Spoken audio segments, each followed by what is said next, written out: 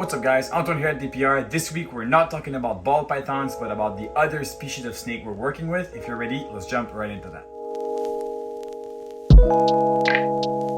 So as many of you know, I've been working at NBK Reptile, managing his ball python breeding collection for a long time, but Brian also breeds colubrids. He breeds some corn snakes, some milk snakes, and some king snakes. And when it's the breeding season for them, the hatchling season actually, there are like thousands of baby colubrids coming out of the eggs from the incubator room. It's just madness. I'll show a video of that later on this season when it's just like completely crazy. But I've always been honestly super attracted to the king snakes. King snakes have always been one of the snakes that I love to see as they're hatching, as adults. I love their attitude. They're crazy, fancy machine of eating, very different to our ball pythons. They're just mental, and I absolutely loved king snake right from the start, and I decided to have just a few, and I've got stung by the desire of getting a little bit more of them, and I'll show you a few of the animals that I have. So that female here is basically the very first king or colubrid we've ever purchased from NBK. This is a female Mexican black king snake, and honestly, these animals, although there's not really any genetics there, they are absolutely mesmerizing snake. Just jet black from the eyes, the belly, the scales, the tongue, the inside of the mouth, everything is black. They are just phenomenal looking snake, and the iridescence, especially on the belly scales, is something awesome to see on an animal. Mexican black king snakes are one of my ultimate favorite king, and they just look just insanely cool. It's crazy to have an animal that can be completely melanic like that. Just in love with those snakes.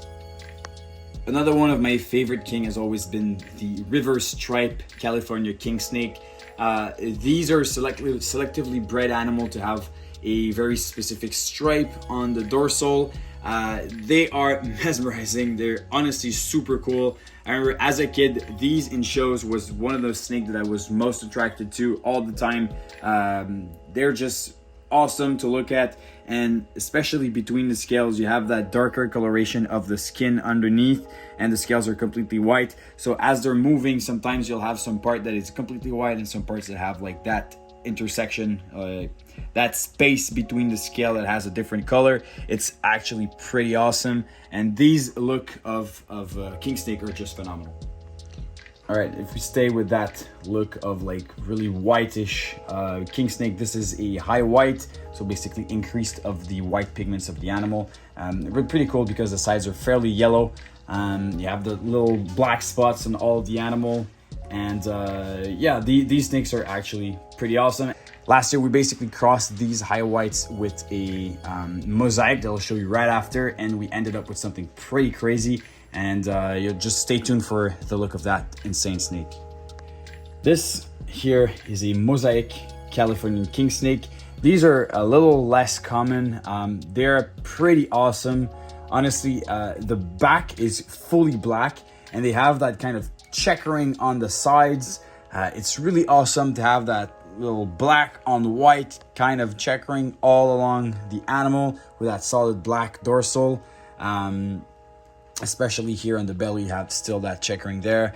And these animals, the more we do breed them, the more extreme they actually become. We have two versions. We have some that are very subtle with super small dots all along the animal, and some that look like this one that are completely black with those awesome white sides.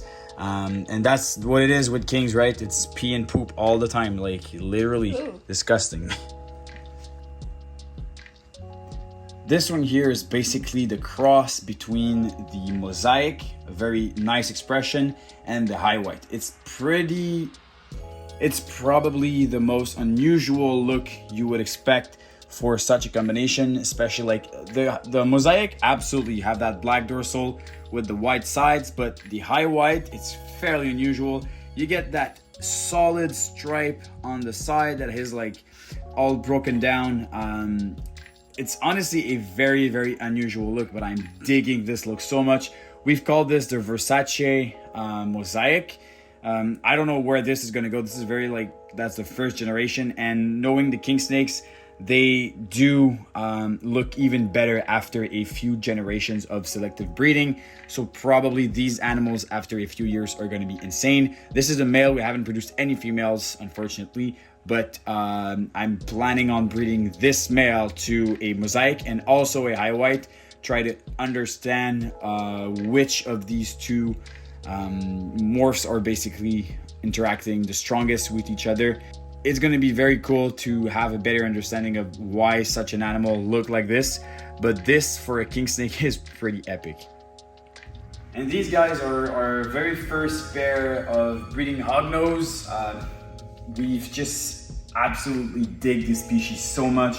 They are just phenomenal. The look, the attitude of the whole animal. They're little pigs. It's also super fun to have an animal that just behaves completely differently and that feels on the touch really different. Their scale really feels like a rattlesnake, and they really do look like rattlesnake as well. The cool thing is that, like ball pythons, they have really a lot of genetics, contrary to the king snakes that are mostly like localities and stuff like that. These guys have amazing genetics. Here's super simple. We have a regular female and an Arctic male. Arctic being our very favorite gene. We've never had babies before. This is our very first pair, and it's normal. The male is extremely small compared to the female. We haven't seen any copulations on this pair. They've been together for 24 hours now, and we'll have them back together in a few weeks. But yeah, no, hognose are something we really like, and we're gonna have a lot more hognose coming in 2022. All right, so when I was a kid and I was going into reptile shows, I think my favorite species that I was always staring at were blood pythons. I've been always amazed mostly by the look of just like this standalone basic morph. They are phenomenal, and I've always dreamed of having some. In 2016 at the Canadian Reptile Show, I've bought a T-positive albino blood, and I was so in love with that animal. I'll post pictures right now so you'll see. She was a massive, gentle giant, and unfortunately she passed away in 2019, and I never bought any bloods after that. But this year is finally the time. We've just recently acquired this 007 female. She is basically a GoldenEye matrix, and she is also 100% het T-positive albino. GoldenEye has always been my favorite morph of blood python. They are phenomenal. The contrast of the mostly white animal with that cream dorsal, those solid blotches with that little bit of color inside, especially that striping on the tail there. The belly looks also amazing. Very, very cool. The bloods, it's mostly their heads. Their heads are just incredible. They have really intelligent eyes. They're a bit between a python and a boa when it comes to the head shape. I've just always been in love with that species. They have always been such a delight for me to work with. They are known to have a bit of a temperament, but honestly, you work with them super gently, and they most of the time are not a problem to deal with. They do pack a severe punch, a severe bite. They have a lot of power, but if you respect them and you're really nice with them, they're not going to be any problem at all. And this little girl here is from Big D Exotics, so thank you so much, Dan. This female is amazing. We're not going to have too many bloods because I want to concentrate myself really on ball pythons, and they do take a little bit more space, but I definitely want to have a few more of these amazing animals, especially like very high quality bloods, in order to produce a few clutches but make amazing looking snakes. We're gonna update you most on Instagram about that little girl. I am super excited, honestly, guys. GoldenEye was my favorite gene of any, well, beside Monsoon, but any other reptiles, and now I'm finally able to hold one in my hand, one that we now own. And we're probably gonna have a name for that animal, so if you have any ideas, you can drop it down in a comment down below.